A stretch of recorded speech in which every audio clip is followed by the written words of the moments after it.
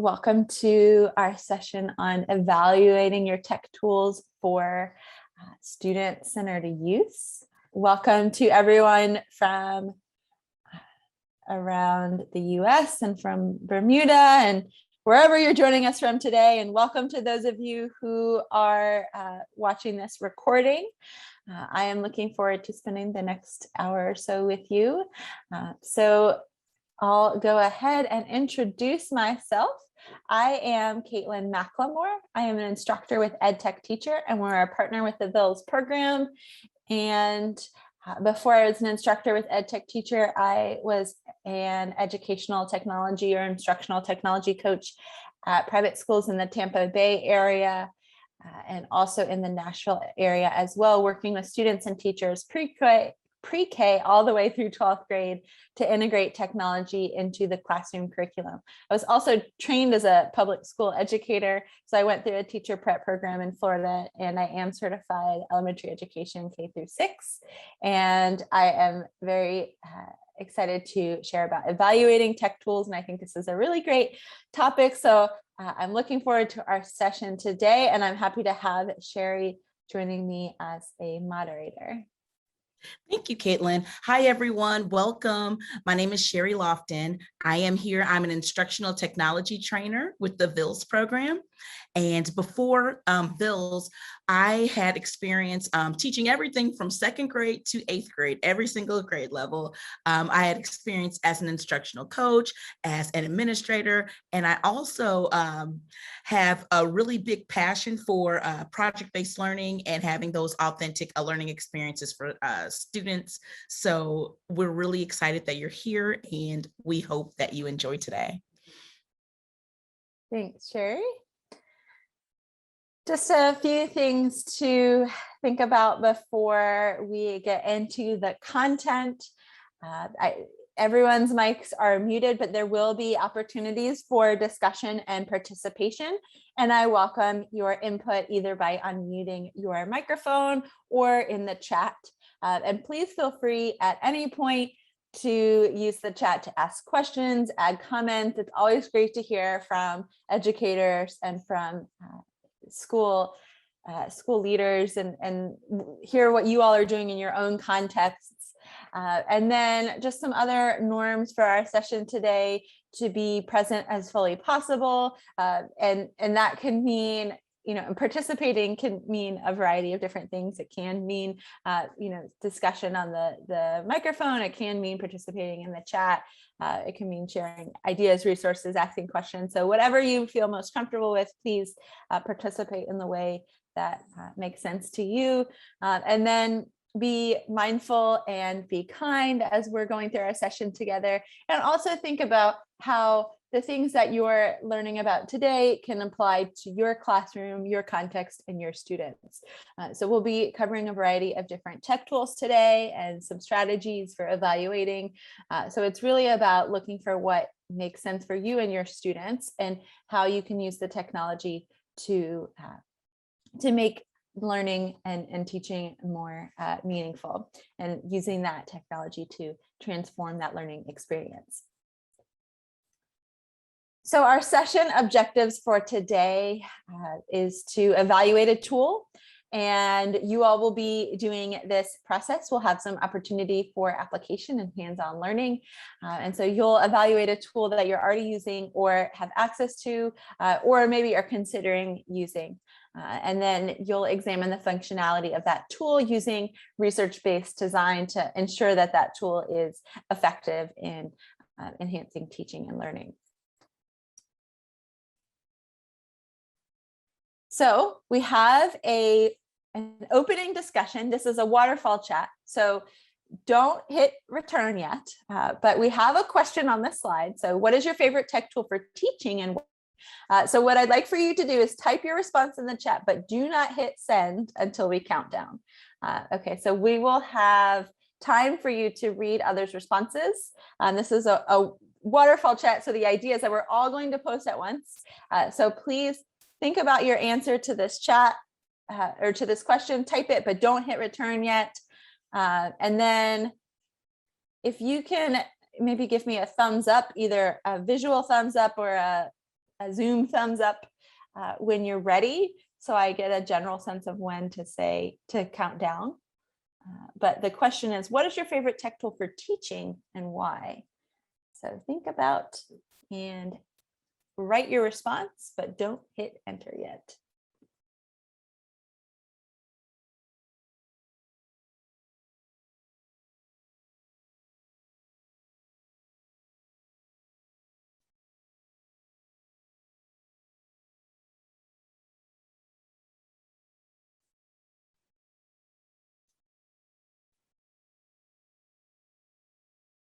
Me.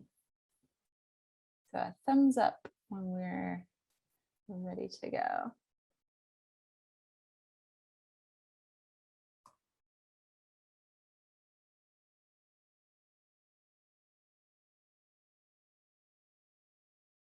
Is it a hard, just pick one. If you can't pick one, just think of one. All right, I see a thumbs up. Thumbs up.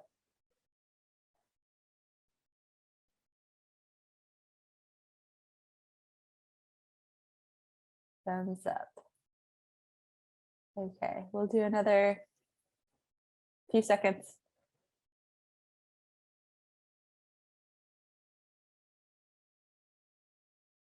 All right, I've seen a few thumbs up. So what I'm going to do is I'm going to count down. And when I say go, we're all going to hit return and see our responses. Okay, so 3, 2, 1, go.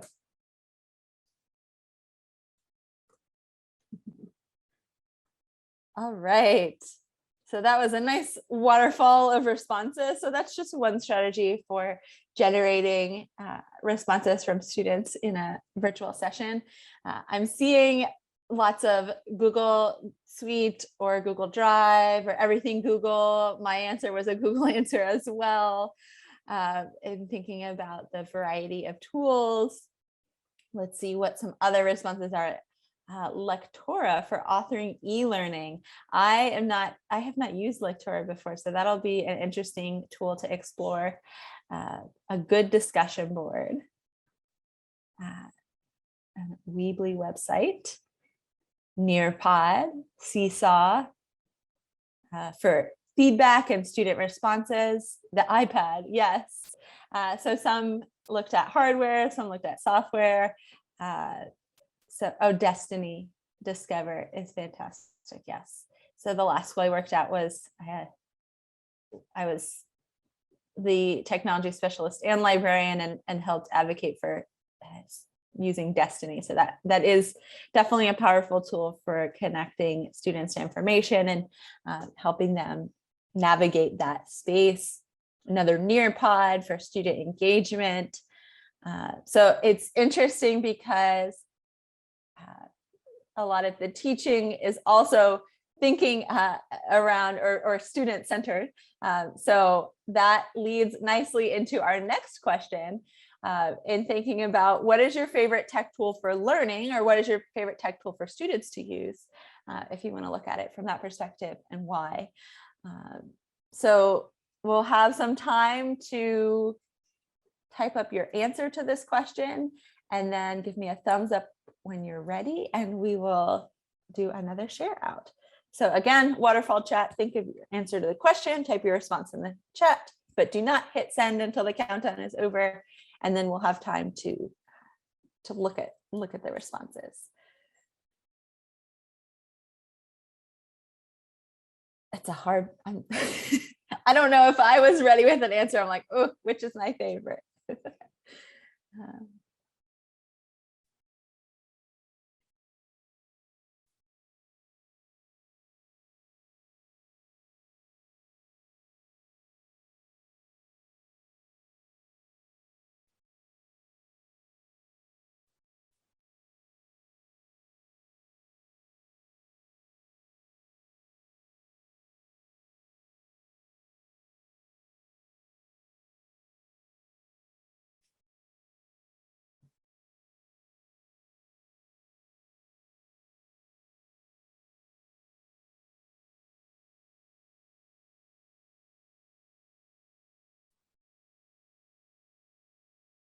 This might be a tricky one to pick just one because particularly if you're thinking about student choice and voice, it's hard to pick just one tool, but maybe see what we can come up with.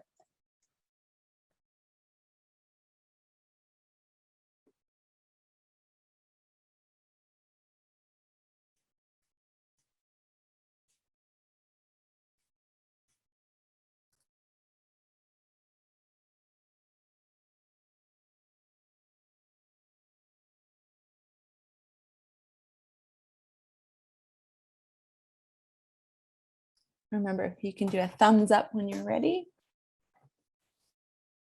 Okay.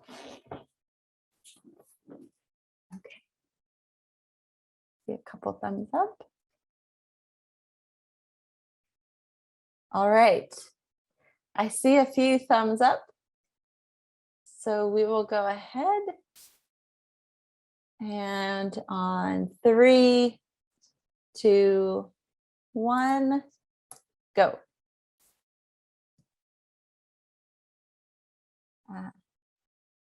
Sherry, we're on the same page today. I also said collaboration tools. Canva is a good one, though. I have not spent a whole lot of time on Canva, but I do know it has some great tools for creating visuals and graphics. So I'm seeing tools for collaboration. I'm also seeing, let's see, webinars. Yes, so webinars or thinking about instructional videos and sharing students or providing students access to that information, or connecting students with videos that might open up their world or might connect them with others and help them learn and explore new topics. So yes, the world is getting smaller with access to so many other people, and video is certainly a great way to engage with others, whether it's a live video or a live webinar like this, or recorded videos on YouTube or other educational channels. That's a great way to engage students. Let's see. Yes, another collaboration and thinking about Word docs or PowerPoints, students working together, sharing their thinking, collaborating on projects. Google, that was another one I thought of, just Google, right? Yes, you can find so much information, including those videos about any topic. Google Suite for alignment, personalization of Khan Academy, portfolio tools for showcasing student progress and growth. And if you use digital portfolios, you can integrate learning artifacts from a variety of different other tools. Book Creator is another source that allows for collaboration and for demonstration of knowledge. So I'm seeing a lot of variety, but also a lot of similarities in the things that we want students to do: collaborate, to explore information, to be engaged, to show their progress and their growth. So that's great to see that those are the things that you're focusing on. So in thinking about how do we evaluate a new tech tool, how do we know that this tech tool is going to help facilitate collaboration or help students to demonstrate their understanding or document learning progress? Really, the overarching goal should be to use ed tech tools to support learning goals and objectives. So it's not about using the coolest tool or about using the latest tool. It's about thinking, what tool will best help my students meet the learning goals and objectives? And in thinking about what ed tech tools should do, there's some recommendations, and I will actually highlight these recommendations come from the research-based design certified products program. And there are some indicators of what a strong ed tech tool can and should do. So using research to inform design, we might think that a tool is engaging or motivating, or that it might engage students in critical thinking or problem solving, but research can really help identify and evaluate the effectiveness and the scale of that impact on student learning. And then using research-based logic model or theoretical framework can also inform decision-making and product planning. So really thinking about the logic behind the design, what is it that we want this tool to help students and teachers accomplish? And then making sure and using that research to back that up, to make sure that the tool is actually doing what it intends to do. And then making that research available to educators and schools. So the research-based design product certification includes some ed tech product teams and tools that have gone through that process of evidence-based research and creating a logic model. And as we scroll through here, you can see some of the tools, some that you might already be using, like BrainPop or IXL or iReady or Pear Deck, Microsoft, Nearpod. There's lots of popular tools in here that have really thought through the design and the research piece and really the effectiveness of the tool in enhancing teaching and learning. So for each of these tools on the Digital Promise website, you can click in, for example, and see the learning science behind Pear Deck.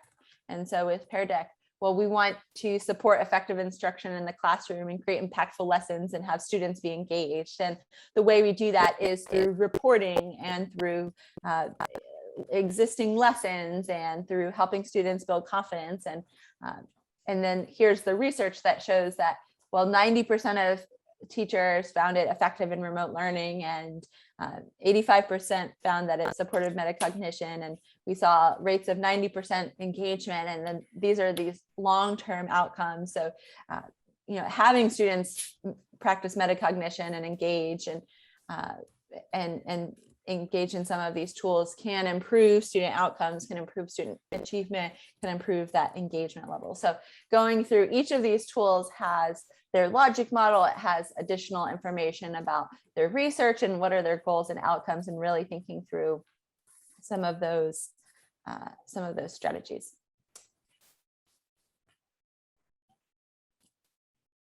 So that is a great resource to explore, to look at the research behind some of the tools that you may or may not be using in the classroom. And then really the learning sciences research focuses on the why, what, and how of learning in and out of school. So again, it's not, is this a cool tool? Is this a new tool? Is this something that everybody's using? It's why are we using this tool? What does it help us accomplish in the learning environment? And how does it help students and teachers? So we're talking about research-based tools. So what does the research say about research? It's a little bit repetitive, but really thinking about the research says that student-centered learning is really powerful and impactful on the student learning experience. And so what are some ways that we can use technology to facilitate a student-centered learning environment? We can use technology to help students develop mastery or competency-based instruction, thinking about what is it that we want students to know and understand. It's personalized. So how can we use technology to personalize the learning experience and differentiate instruction?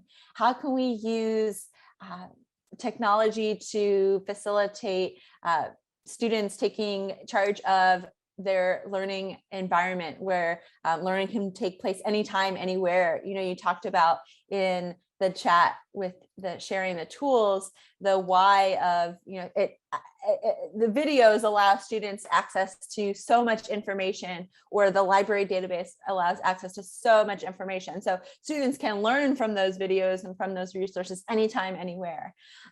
And so again, all of these student-centered learning strategies really help students, empower students as learning agents, and it helps them take charge of their own learning experience.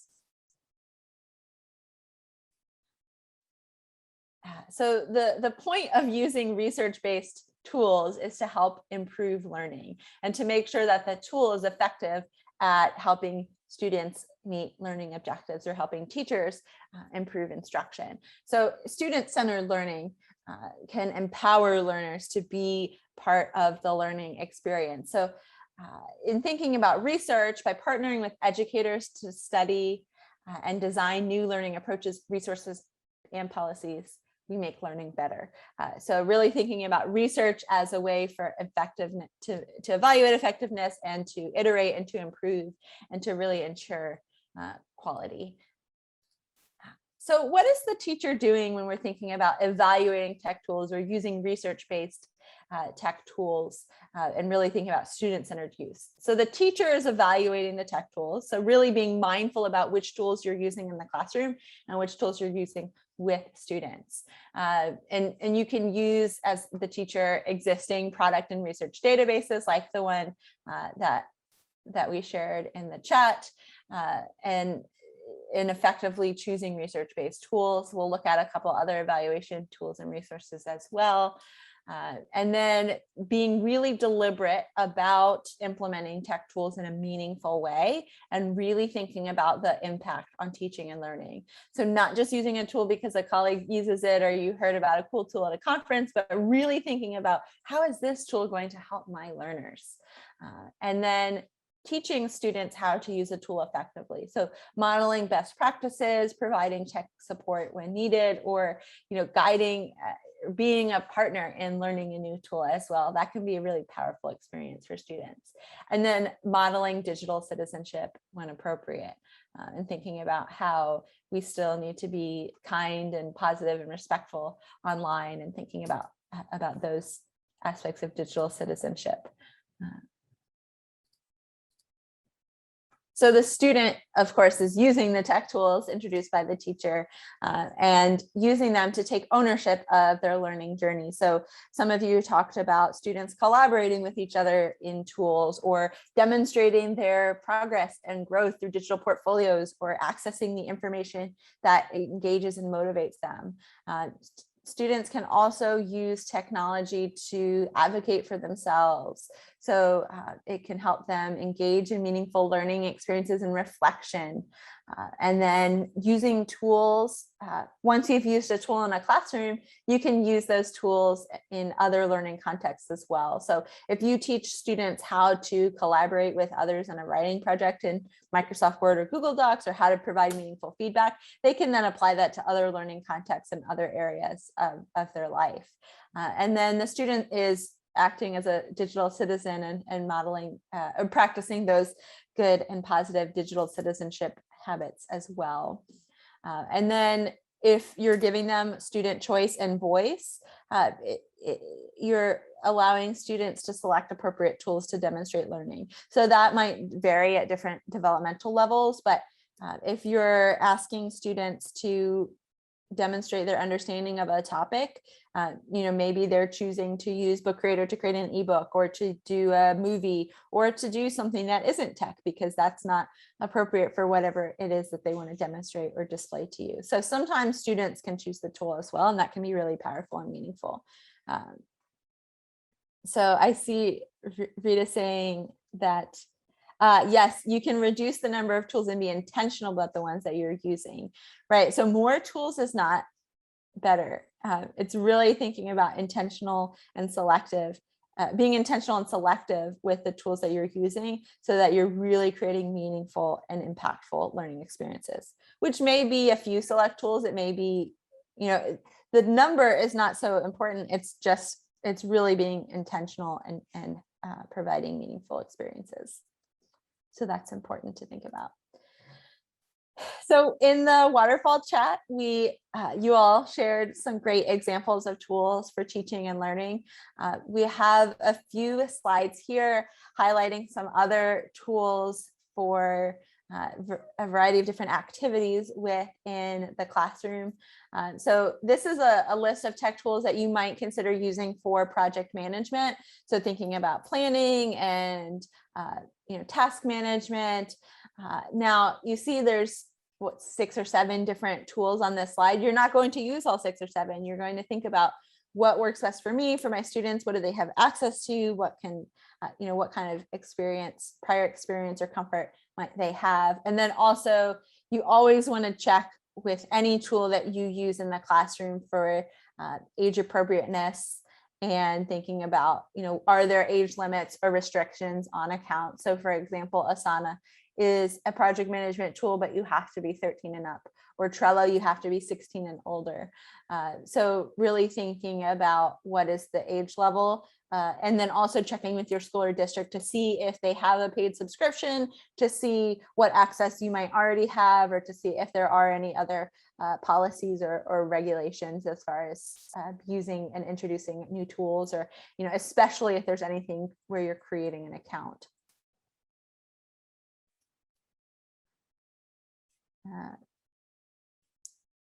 And yes, if there's too many choices, nothing really gets used. So if you have 100 different tools that you could use, it's hard to think about which one is the right one, right? So being really deliberate in providing those choices and those options can be helpful.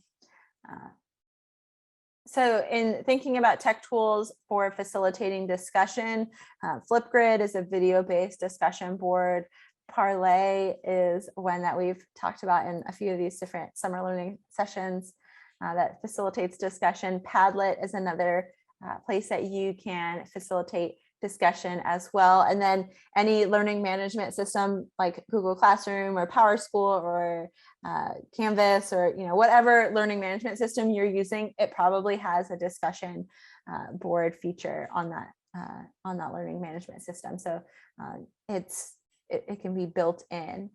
So tech tools for facilitating discussion might be written discussion, might be audio discussion, might be video discussion. You might be able to link to other resources. You might be able to add images, providing some choice in that way. Providing choice and participation can really help make learning more accessible and make a tool more accessible for all learners.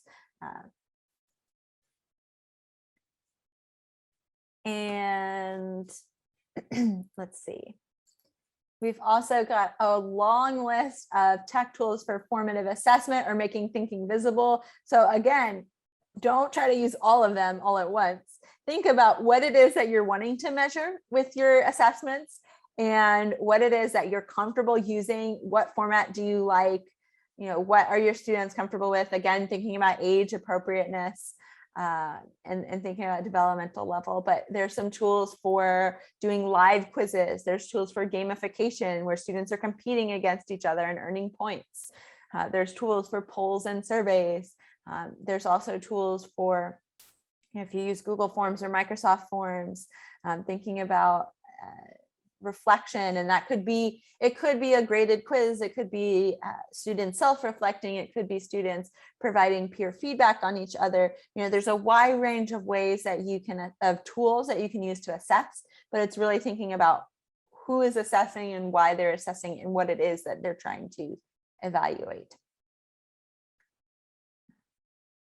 There's also a variety of tools for summative assessment and having students create and edit videos, or create some visuals, build websites, create audio podcasts or songs, create multimedia books, to screencast. So to do a recording of what's going on their screen. Maybe they're talking through a project that they created. Maybe students are building a website and then talking about it on the screencast, so that you can kind of evaluate their learning process and evaluate their understanding. And then thinking about storytelling and digital storytelling. So depending on what it is you want students to accomplish, you might look into or utilize a variety of these tools. And then of course, depending on what access you have within your school or district as well.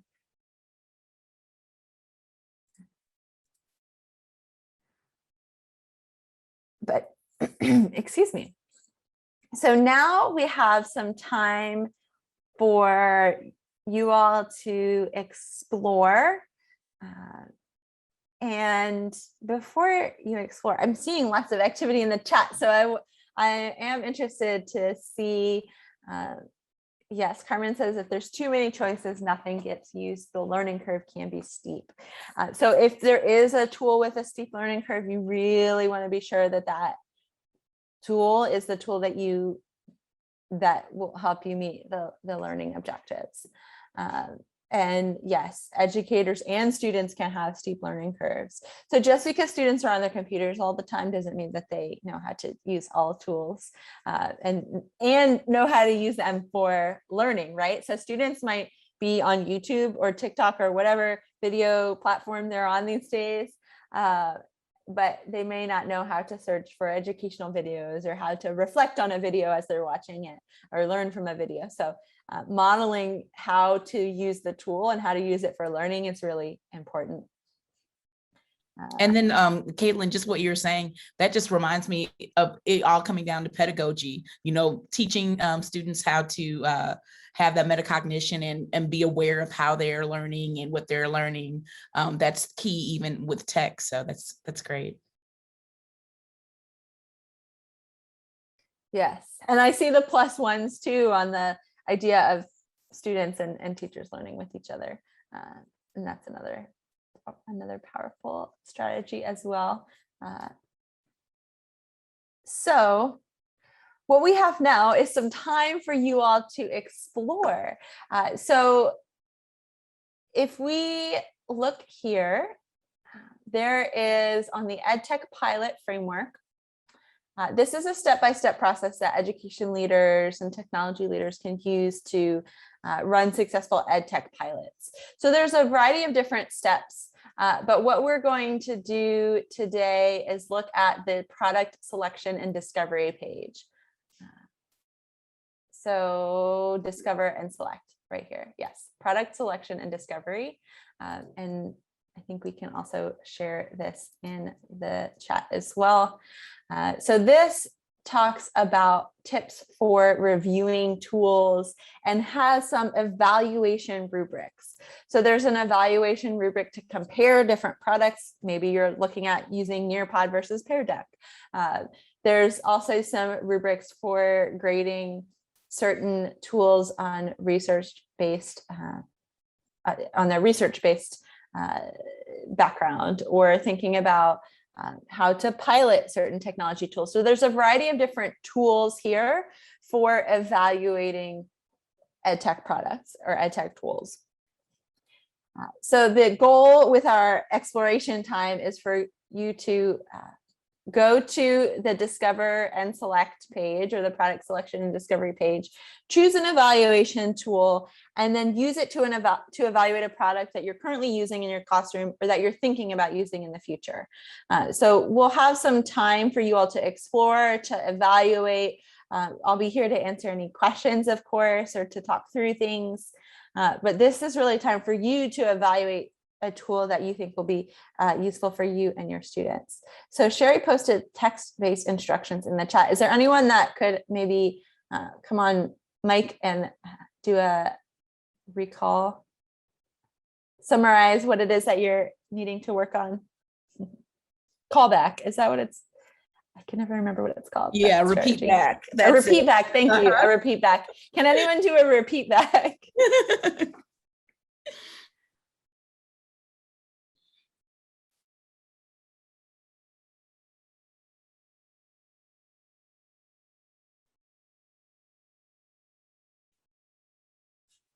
Well, I will say is that just to make sure that we all know what we're just going to do, we're just going to take some time to check out the link in the chat, the edtech.digitalpromise.org/discover and select. And then we're going to choose an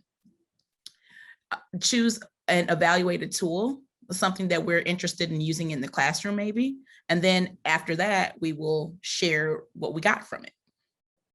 Yes, sounds good. Okay.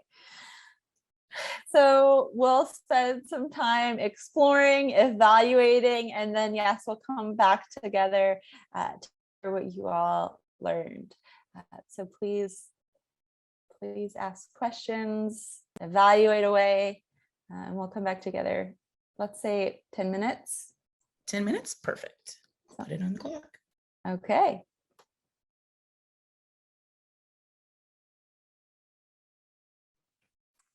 Okay, so hopefully you all had some time to find an an evaluation tool, and evaluate an ed tech tool. So please share in the chat, or if you want to unmute your mic, what tools you explored, what you found, what you learned.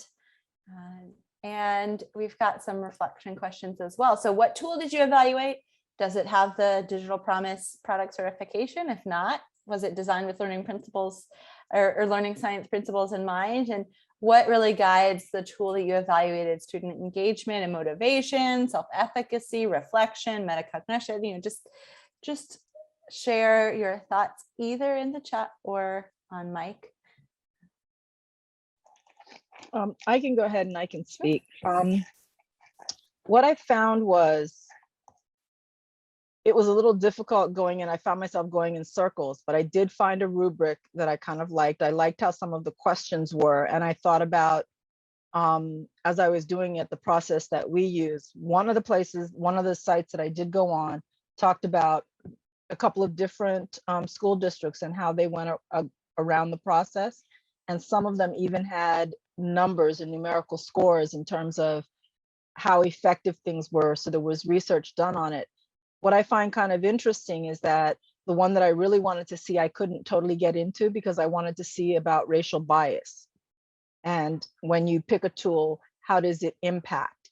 And I see it as the 10 minutes was just a short period of time where some of it needs to really be delved into and like a serious deep dive to get the information that I would want. What I did like is it was one of the questions that came up is how relevant is the data that's provided to you for what you want to do? And in the position that I'm in, I can order what I want, but I have to consider all of that stuff. And if I look just strictly at data, it doesn't necessarily mean that the tool or the product isn't a good product. It may mean that the product is not getting used to the degree that it should be. That's a great point in thinking about what data do you get from a tool. And I really like your example of schools evaluating tools, because it is important, of course, to tie to the research and the learning science principles, but also there's some things that schools and districts are really looking for that are unique to that school or district, right? So if you want to focus on racial bias or focus on data or focus on equitable learning experiences, there might be different things that different districts are highlighting or looking for that might be, all of it's research based, but in thinking about picking one tool over another, what tool is going to be best for your school or district community, and what tool is going to be most effective for your teachers and for your students. And if teachers aren't going to use a tool the way it's intended, then maybe that's not the best tool. So yes, thinking about what is the evaluation system beyond just the research, but what is it that you're looking to accomplish within your classroom, within your school, within your district. That's a really important thing to consider. And yes, 10 minutes is not enough time to really fully evaluate a tool. This was definitely meant as an introduction, sort of exploration, just to get you thinking about what are the processes that you use to evaluate, or that your school or district might use to evaluate.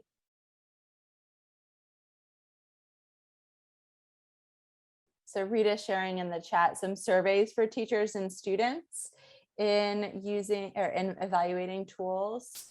So here's the teacher survey, thinking about what are the learning targets, how does this develop student agency, what are the data points to support student agency, and then teacher comfort and attitude, because that can be a huge, that's a huge part of successful implementation, in thinking about attitude and comfort level and experience. I think, right, Carmen said in the chat, if teachers aren't going to take the time to learn how to use it, it's not going to be implemented properly, right? So that's a really important piece to look at. And then let's see the student one. So here's the student one as well, thinking about personalized learning, and thinking about their comfort and attitude as well. So that could be an interesting tool to use if you are giving students choice or freedom in how they're demonstrating their understanding. Have them fill out this survey or parts of this survey to really make sure that the tool they're using is appropriate too.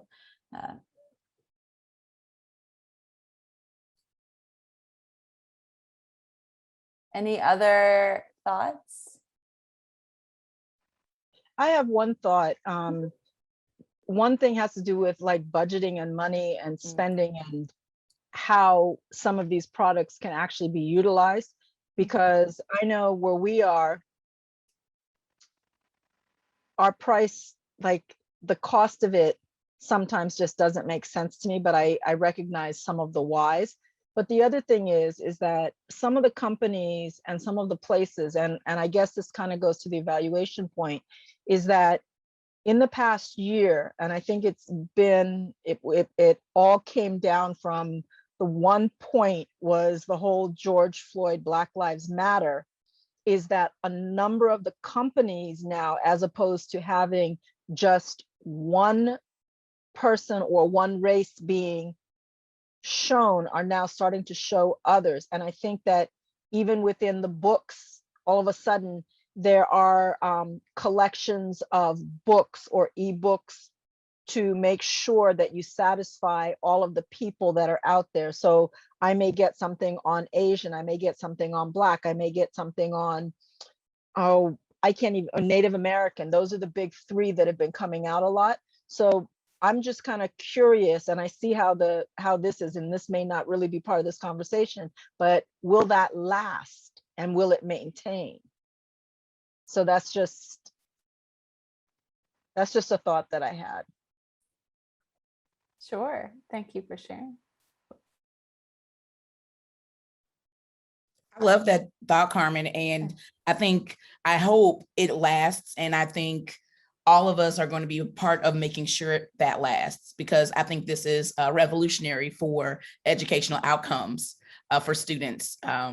Decolonizing the curriculum, making sure that there's representation and there's so much inclusivity. I think that's going to be the charge for the next generation to make sure that it lasts. This conversation is not just a fad. Absolutely. Thank you. Yes, I agree. I do hope that this continues. I mean, belongingness is really a huge piece of self-efficacy and learning, and when students can see themselves in the curriculum and when they're represented in the curriculum and in the tools and the instructional materials, that's really valuable. And so I do hope that continues. Lots of interesting things to think about. We only have 5 minutes left though. So I do want to point out just a few more things, a few more resources before we end our time together. So Digital Promise does have a micro-credential on choosing tech tools, and it's a free micro-credential that you can use. It guides you through the process of selecting and evaluating technology tools. So you can check out that resource if you're interested in further professional learning. And then we also have a session survey to provide feedback on this session. If you requested, you'll get a certificate of completion via email and a link to the recording and the presentation. And we also have that information on the Summer of Powerful Learning website. If you look on this website, there are next to any of the past sessions, it says watch now. So that'll bring you to a YouTube link to watch that webinar, and also show you the remaining sessions, which really there's only one. There's one left. Summer's already almost over. School returned last Tuesday here, so we already have kids in school here. But if you are interested, our last session of the summer is how to use New York Times, the Learning Network activities. That's next week, same day, but at 4 p.m. Eastern. So that's the only one that's at a different time. But yes, it says 4 p.m. Eastern.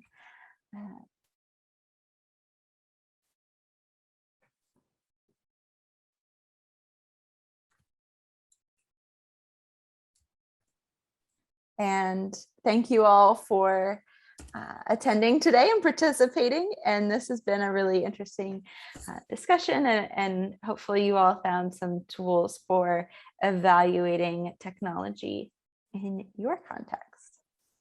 So thanks for attending. Thanks for watching. And we know many of you have been repeat attenders, so please make sure that you fill out the attendance form and give us feedback so that way we can figure out how we can improve this in the future and also our other professional learning opportunities. And just remember, if you can't make the next one, I know it's the beginning of the school year, we will have it recorded. And for those of you who are not familiar with the New York Times, they have a wide variety of learning activities that you can incorporate into your curriculum, regardless of your subject area.